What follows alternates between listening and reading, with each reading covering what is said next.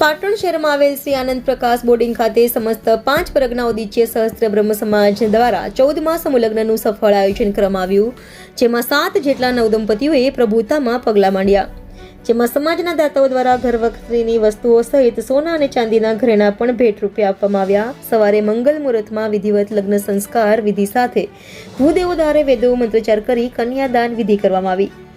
વાત કરવામાં આવે કે આ સમય દરમિયાન સમગ્ર પરિસર પાવન બનવા પામ્યો હતો. આ શુભ પ્રસંગે સમાજમાંથી પધારેલા સંતો, મહંતો, દાતાશ્રીઓ તેમજ ઉપસ્થિત વડીલોનું પણ સન્માન કરવામાં આવ્યું.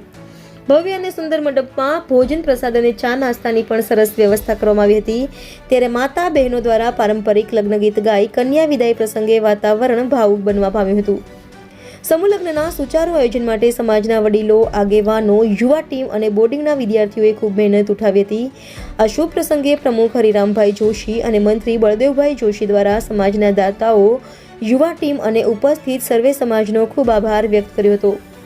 ત્યારે બ્રહ્મ સમાજના અગ્રણી શ્રી હરગોનભાઈ શિરવાડિયાએ જણાવ્યું હતું કે સમાજ શિક્ષણ અને સંસ્કાર થકી વિકાસનો રાહબર બન્યો છે.